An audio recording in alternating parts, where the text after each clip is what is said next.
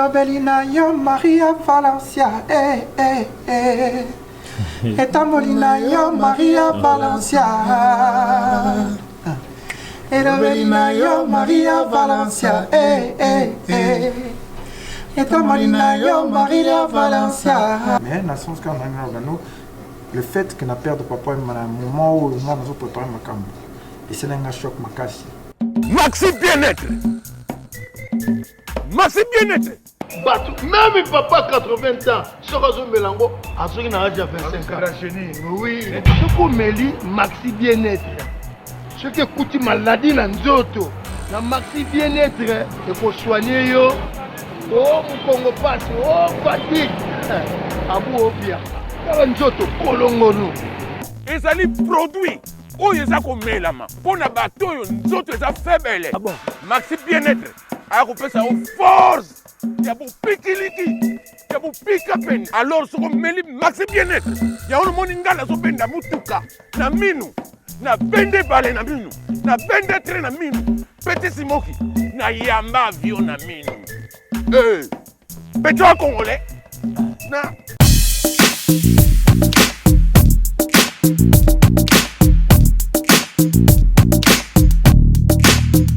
Donc au nom de Jésus-Christ, nous bénissons le Congo Promo. Amen. Volanda Congo Promo donc titre kangi ba site tout. Rafingindo à Boston et comme peut tourner biso. Mikolo Congo Promo nde. Trois pa Congo Promo TV wa boya sal mokili na esia. Ouais balobi Rafingindo. Congo Promo toujours, grande puissance. Camon. Congo Promo qui torcos net na film. Congo Promo babundana nango. Babundana nango. Ce qui est toujours na Boston on a Raf. Congo Promo. Monde entier international. Congo Promo numéro 1 site. Bonjour téléspectateurs Congo Promo TV, émission Espace VIP, Kanimi VIP, moi Moussa Nabino yaka toujours na la bino ba information. Lelo na plateau na biso Espace VIP na bino des artistes baza congolais. Naza ana Pegita pour que plus le morceau fraîche trouvé dans mon solo ou en par rapport ya ba activité na bango au bazan nango awa na States to landela bango to yeba ba source ya ba information nyonso au baza nango ba yebisa biso awa lelo na émission na biso Espace VIP. Bonjour. Bonjour, Bonnie. Bon, bien, bon yo. On a bien, toi na States. On va moya States, na ma mélanger na ma Lille States. Donc ça la moi poso bien kito. Na moni oko kana onte malila on. On a outil déjà poto. Malgré la zone na mingi na kin mais poto pe malili zalaka. Mais bon, malili na bino moi spécial parce que au tali bando mona moya danger mais faut sentir que malili les a. On est voilà quoi. Merci beaucoup. Gepsi ou même pe aza awa so fresh. Bonjour. Bonjour Célestine la VIP, la fille wa ma VIP na presse. Et quoi tout là rétro. Ça va hein? Ça va bien. Ah lelo poza awa to yambi Pegita na États-Unis. Impression na yo na accueil au bayambi yo ezaneli. Franchement, dans le mouvement clairement on a ému. On a ému, on a dit que force la communauté africaine, congolaise plus précisément, qui déjà a premièrement aussi soudé, uni, au niveau même, à Iowape. Donc vraiment, on a évité, donc je manque vraiment les mots, on a remercié vraiment tout pour Basali que non, on a pété bolingo. Na elengi ya state na ndenge ya communauté na biso, donc vraiment mon impression elle est très positive, donc vraiment même surpris et même très ravi, je suis très content. Visite nao ya awa na États-Unis précisément na mer visite na yo ezani oui a pour ça nini ou pour mettre ba fani na nini awa na États-Unis précisément na mer. Bon visite na j'ai déjà ya moi découverte parce que c'est la première fois na ya na États-Unis pour na koyemba banzembo ya album na mingi na yaka ando sukaka na niveau New York et puis j'ai mingi pour na côté que la ba américain souvent ba instrumental pour ça la programmation travailler dans ba compagnie ya musique, mais première fois na ya pour na promouvoir musique na personnellement et puis musique africaine pour on a comme ça la siko, donc c'est vraiment surtout ko lo bango to ezalo ma prise de contact moko et puis découverte pour Nangaï, et puis comme j'ai dit, découverte vraiment avec des agréables surprises. Je suis vraiment très ravi, très content et de savoir que vraiment que base de la musique africaine et ça va côté que tout va se au sérieux. Donc mais c'est fort et donc voilà un peu ce que moi je suis venu découvrir, c'est vraiment que ici ma Soleza. Voilà. Oki koyebisa bafani na yo oyo baozela yo po toyebi déjà que les 30 Pegita azopanza vraiment les 30 eza ya koyinda okoyebisa bafani na yo nini okoloba liloba moko ya malamu oyo bazozela vraiment Pegita mpona les 30. Ok, bafani na ngai bamisusu bayebi banzembo na ngai bamisusu mpe parce que toza communauté africaine pas spécialement que congolaise bao bayebi bamusique na ngai bayebi que ngana champion 50-50 c'est-à-dire que qui musique qui chez Bisso donc traditionnelle mélangée avec de la musique urbaine donc moi mélange voilà et ça là-bas tout moi nuance moko un peu différente il y a nuance bayokara déjà dans le sens où diminuer misusu mais dans le sens où il y a moins fraîcheur moko omoni mutu na mutu ça la musique mais azala na touche na donc on va écouter la musique congolaise mais avec une touche de Pegita Bou, une touche de mélange de musique urbaine. Donc, je pense que les gens seront vraiment surpris de voir l'évolution de la musique congolaise aujourd'hui parce qu'elle a déplacé, donc elle a, je dirais, elle a brisé ses propres frontières pour abîmer à ces pays. Autant les Rwandais, autant les Burundais, autant les Ghanéens, autant donc toute l'Afrique devient unie sur un format de musique. Donc, jour où on a ma fan, Boya, pour comprendre que non, évolution de la musique congolaise est allée. Obalinga, Pegita Bou na banzembo ya vielei. O te biso to linga Pegita ma vielei. Binope ya binope zali. Bo sepela barumba ou binana mer ezali. Donc venez, vous serez très très surpris et je dirais très agréablement surpris parce que ça va être très très chaud. Kane Pegita Bou yema kwa oloba.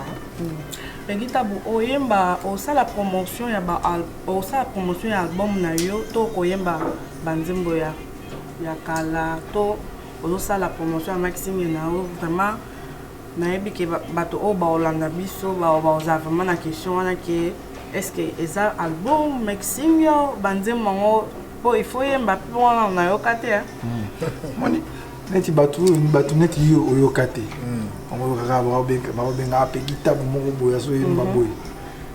c'est le meilleur moment pour bato ya découvrir moni banzembo na bimisi eza vraiment ba maxi single te faut ba évolution musique comment très particulier mutu na mutu ako bimisa album mon na bimisi album lelo menzembo ka moko mutu ezo beta ba msusu bazoyo kangote donc biso tozwa siko système on se dit non sortir des albums pour sortir des albums quand on a posé na oki posa il y a des albums non dire ça posa au kwanza au c'est quoi non il y en a sans souté faut boyeba non bon artiste belé sortir un album ce n'est pas un jeu c'est un financement qui demande des sacrifices au moins bimisi sacrifice à financement non bimisi ngo lelo mutatikeli kana nzembo na mutuka moko donc il faut venir progressivement donner un album quand les gens en ont envie.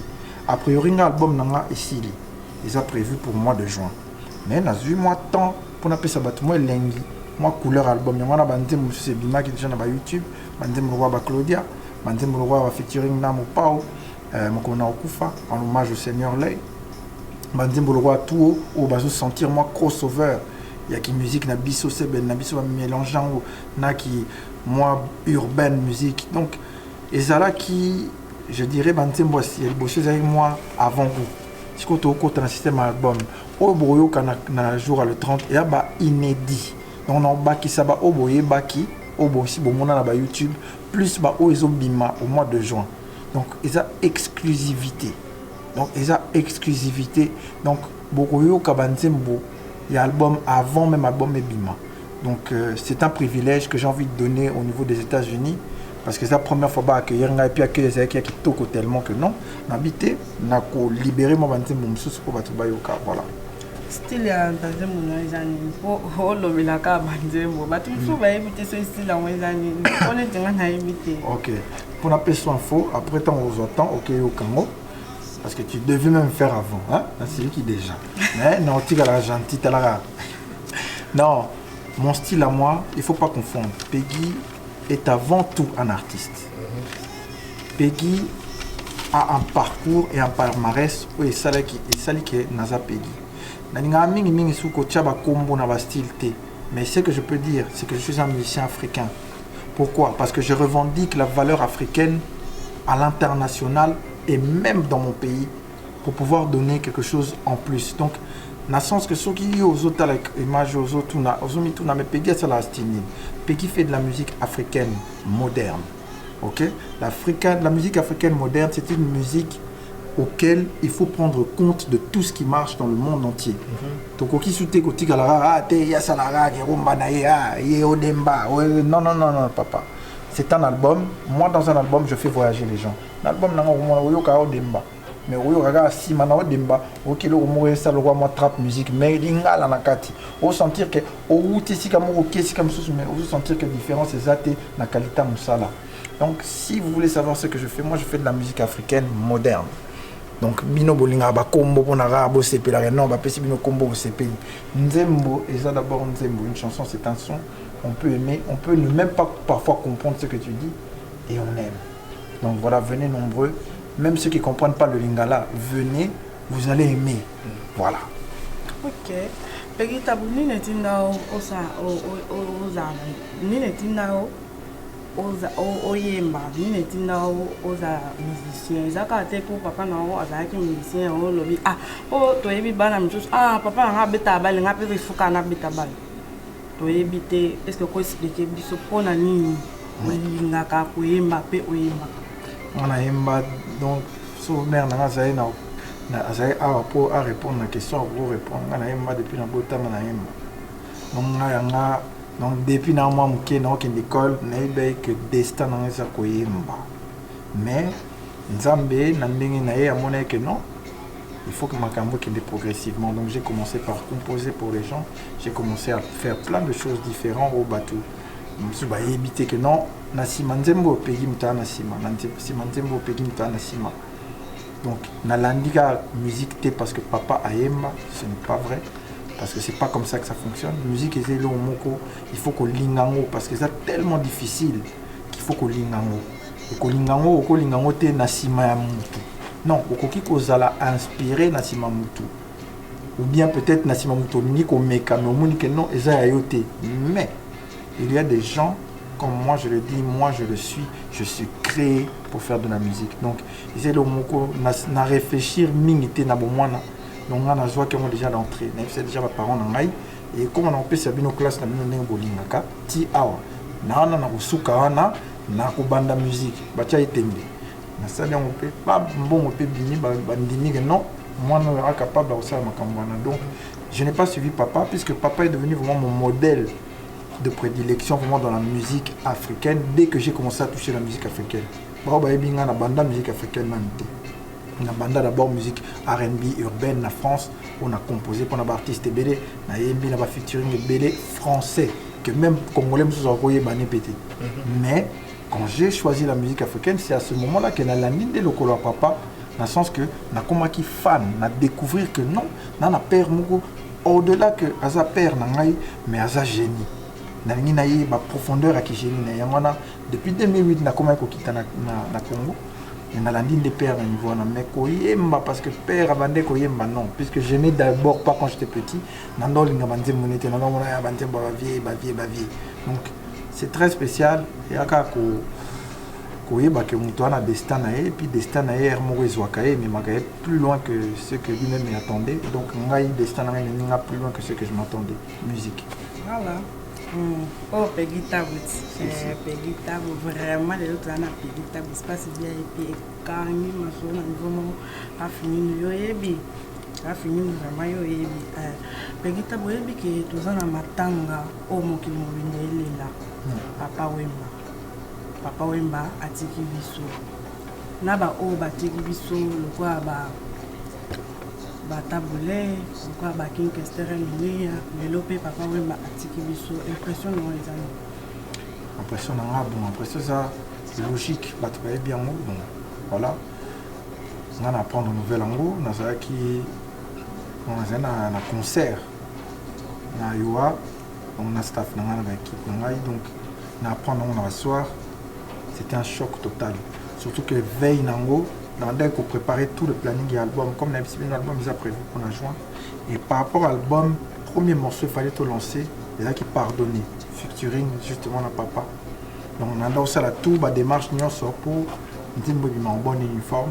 Donc tout était déjà fait, le ça y est déjà boulot depuis longtemps, le clip était déjà là, tout était là. Il fallait goûter Bima en février, tout ça, on a idée, la papa, tout ça, le 14 février. Mais finalement, on a dit non, comme on a qui retard dans l'album, non.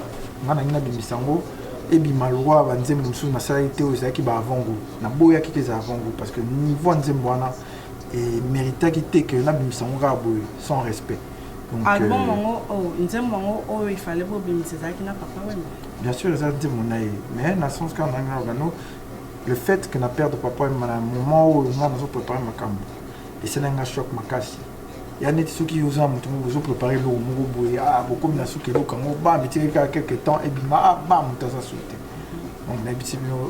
c'est un choc donc on a reprendre vraiment l'activité à 100% c'est un peu difficile il y a beaucoup d'engagement on est obligé de ça mais mon thème ils ne suivent pas toujours c'est un cas bon par condoléances la famille ou bien na pour ça vraiment na zala comme c'est arrivé brusquement, moi je suis arrivé ici, moi qui est directement exaté, que ma cambozo c'est la rapide, donc naïveté sur la tombé donc à temps, la jour à temps enterrement, en tout cas dans ça là tout, même si on a commis à temps, à quelques jours, on a se recueillir, j'espère que voilà que en tout cas timing, il y a un engagement qui permettre de salango et à venir aider mingi par rapport au projet album na ngai tala ngai te guitare na ebana été na bengi via o yemba na ndimi notamment na kobo sanate donc ils ont choc makasi donc toutes mes condoléances à la famille encore et donc aux enfants donc à toute la famille de la musique congolaise la rumba congolaise donc mais au bout latina pour tout le monde moninga la master noir c'est pas pour rien c'est bien que tout ça la vidéo tout rendre hommage la congolais la musique congolaise la famille en direct des États-Unis. On ne peut pas être partout, toi, omniprésent, mais bah geste na biso ta mke sur éco touché, bah monique non bisopé. To qui passe na motema, que bisopé to pesa moi signe na biso, il y a reconnaissance à musala via na sala na ba vie na biso. En tout cas, on le fait ici en direct. Donc merci papa de là où tu es, vraiment que Dieu t'accueille les bras ouverts. Voilà. Voilà. Banda là c'est pas bana matanga vraiment matanga ça partout banda là c'est Michel Kerliker bazaka na olela Don Samouraï bazaka na olela baza vraiment inconsonnable pegita beaucoup de la biso nzembo moko mokie ya papa wemba Hello Belina yo Maria Valencia Etamolina yo Maria Valencia Hello Belina yo Maria Valencia Etamolina yo Maria Valencia On a un chanteur, non mais franchement, une grande perte pour la musique congolaise. Donc le griot, le grand chanteur d'Afrique. Parce que ce n'est pas, c'est pas seulement le grand chanteur du Congo, c'est le grand chanteur d'Afrique. On a un message à Peter Gabriel, Mazokoma. Non, laisse. Oui, on a eu des grands, on a eu le Seigneur Taboulay, mais il y a d'autres gens comme les Papa Wemba qui ont marqué la musique congolaise et que la musique congolaise ne sera plus jamais pareille parce qu'on sait que ces gens-là avaient un apport. Rumba Auto Sali, c'est le papa qui l'a orienté. Donc au monde que Azana Rumba donc je ne sais pas qui peut encore nous permettre de pouvoir vivre des choses que Papa Wemba nous donnait. On rend grâce à Dieu, il y a encore des grands noms qui restent parmi nous. Baoumela. Et tu vas vivre mon pao, Belé. Mais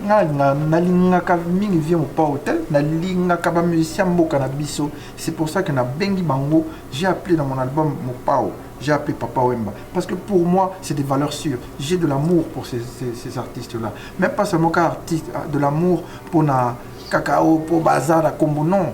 Il y a tout le monde, je parle souvent avec eux,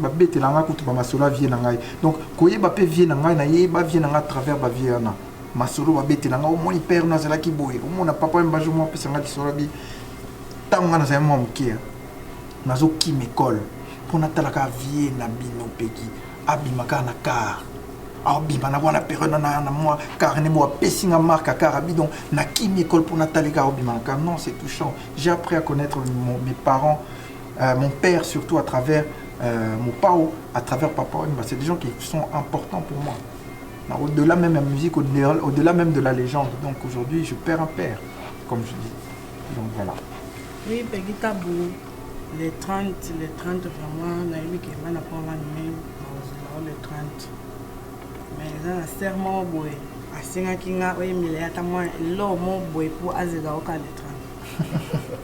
Rien à Mélanie. Mon capel là, oh, il y a musique, il y a ok, ils allaient payer au bête à les 30. Ça y est, ah ouais, bêtement, ok, puis ça, espace VIP bien, puis ça la paix, VIP bien. Bagomonanga pamba, pona lova yo, ngala lela yo, lelo ngala le bike balela ngapona yo, yokotanga na makila, chéri aboinga. Oh, chéri boinga, on a la tangi cantique de cantique. Pona bonela ya boine kaka, nakotika te, nakokende te, nazana posa na yo, na Portland man, baby. Oui, quand nous, espace VIP, ambiance à la cabo, Pascal Yombe, place aux arts, la pression beauté. Fatou Koutama na Boussaniote, la première dame, Siné Motema Wanoué, Talakayo. Les petits même moto, il dit que les musiciens congolais, Boyo Kanizalate. Mais tout le monde a payé tabou.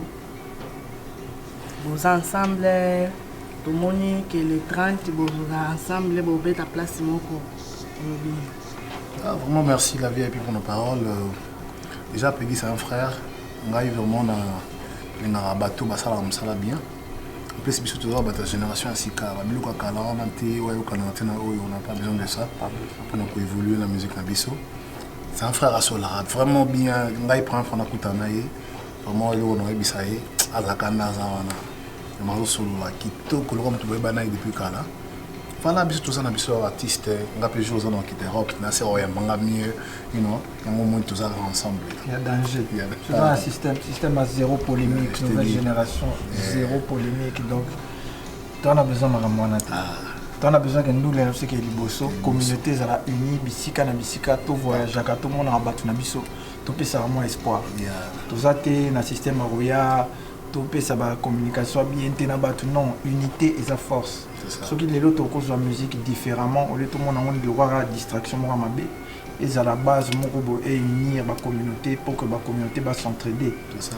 Et bien, il y a un CPD dans voyage dans les États-Unis pour la question que non, c'est impossible. Donc, Batou Bazali, Bazo unité, unifié Batou. On a monté ici dans les États-Unis, on a encadré, va faciliter temps, la CPD. On a CPD, on a le droit, la paix, ça monte le droit, Papi Bongibo. Donc, Patrick. Mayas. Donc, Bazo encadré, on a monté les lots. Donc, à commis à Portland, à Ebiska Okemite. Mais Gil Sazana, Moulon Nazana, Papi, Patrick, donc équipe et ça. Donc, on a un souci de la communauté. Donc, la communauté va se rassembler pour battre le roi Bissoto Yemba. Unir, le staff est simple. Il y a bon niveau. Il y a des distractions inutiles, mais toujours moi, tantôt, tout le monde tout s'entraider. Donc voilà, zéro polémique, Négaya lobby, voilà. Mais ça, quand on Baron Ndomba, c'est pas bazar. Bien sûr. Bruno Ndala, le fils d'honorable, c'est pas bazar. L'équipe est vraiment ébélée. Vraiment, l'équipe est ébélée dans la sanité. Quand la foudre, mon ami à moi, babitana la pique avec Master Star Azastar Gepsi le même impression non ils ont par rapport à Matanga Tokufeli artiste à mon papa Wemba vraiment le bien vraiment ils a pas si trop donc via accueilli mais c'est pas quand elle au moment qu'on vient Kufi na scène au travail boulot na Kufi na boulot na mais ça linga bien parce que ba star a menene mboka ba luka ta ba kufa na liwa marque avier hein tu en États-Unis entre entre autres Mike Jackson banani ba luka ba tawana ba zoate mais nzamba permettre que via Kufi comme un soldat à la guerre donc kitoko mais pas ces attaques pour la vie mwana samedi oyo la communauté congolaise nyonso la communauté nyonso africaine venez nombreux to ya wana to rendre hommage na vie na biso hein papa Wemba donc ils a pas si mais na betete le moment pour na vie pour ça la bien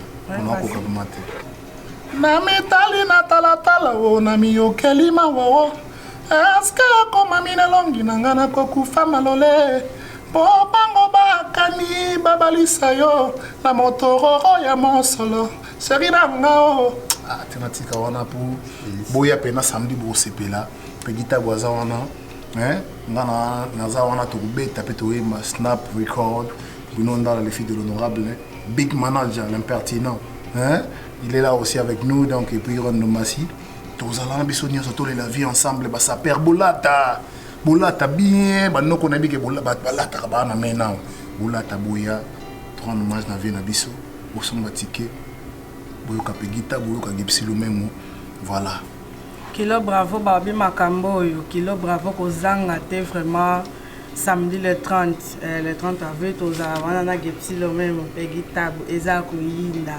pegita to comme vraiment na suka émission na biso espace VIP merci à mon boss Rafinindo babi Rafinindo umela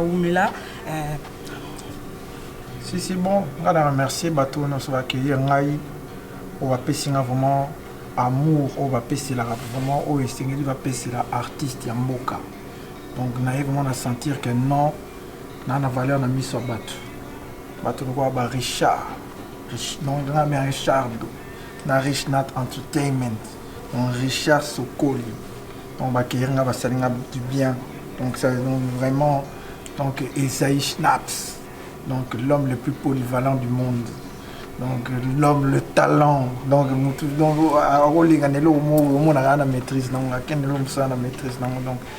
remercie tout, on remercie tout, on a vu déjà papi, tout ça et tout. Donc vous êtes belé, vous êtes belé, hein? Big up à la famille Ndombasi, hein? On peut accueillir il y a un spécialiste, Ron le spécialiste, donc voilà. Je remercie mon manager Kevin. Donc on a mon nélé, mais boulot dans un paysage de Blackos. Donc danger.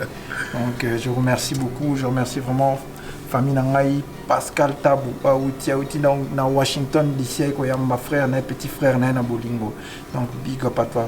Tu sais combien je t'aime. Voilà, je remercie ma mère. Tous les jours. Bazo accueillir bien aux États-Unis. Ah, mère Mouni. Zara calme. Famille Zahao. Donc voilà, merci à vous. Merci aux États-Unis. Toyeka, topé ça avant goût. Mais on revient à la fin de l'année avec l'orchestre pour un concert. Donc, invité. Je manque les mots. Big up. Merci beaucoup. Donc, comme vraiment dans la finale émission, la mission, merci beaucoup. La bâtonnière sur Oba Soutenanga.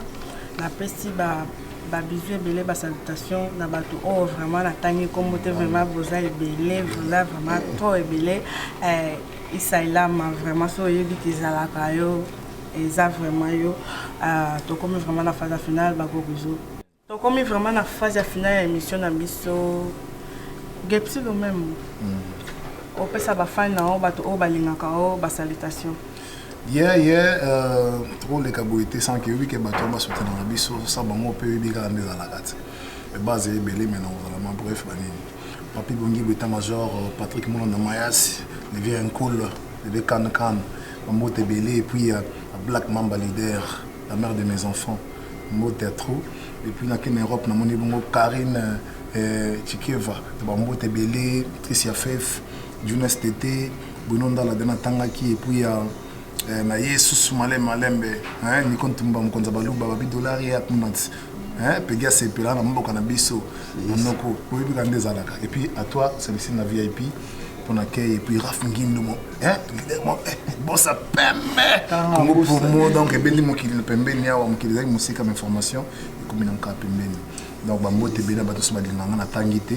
On est ensemble. Si, et Bossani, le vieux Johnny, na Iowa, donc vieux nanga l'ancien, ou accueillir na chez moi dîner barbecue. Jamais dans le boss na vieux Johnny, hein, maman Nathalie Moseka, tu sais, Esther, vraiment, bah sacrifice sur sali pour na Iowa, maman, ou me la, translate pegi tabu. Si. Na Bossani ma sananga Isaïla ma. Pas d'Angèle, la bambota trop et on est ensemble. Hein? Il faut quoi ça reste la VIP. Ok, merci beaucoup. Ambiance espace VIP vraiment dans ce pays. Ozana bino lelo merci pour Nathan bino au BC VIP star vraiment au Kangi pour l'année babi BGB babi ta moi na bino ba ya bien paix oza toujours ensemble. Merci beaucoup. Merci. Maxi bien-être. Maxi bien-être. Même papa 80 ans, ce réseau Mélango, à ceux qui n'ont déjà 25 ans. Oui, ce qu'on Méli, Maxi bien-être. Ce qui coûte maladie dans Nzoto, la Maxi bien-être, il faut soigner yo. Oh, mon Congo passe, oh, fatigue. Abou Obia, Nzoto, Kolongono. Et ça les produits. Oh, ils ont mis la main. Pour la bateau, ils ont faible. Maxi bien-être. Alors, on fait ça en force. Il y a beau pikiliki, il y a beau pikapen. Alors, ce qu'on met maxi bien-être. Il y a un monde qui a besoin de mutuka, na minu, na bende balé na minu, na bende train na minu, petit simoki, na yamba avion na minu. Pétrole congolais, na.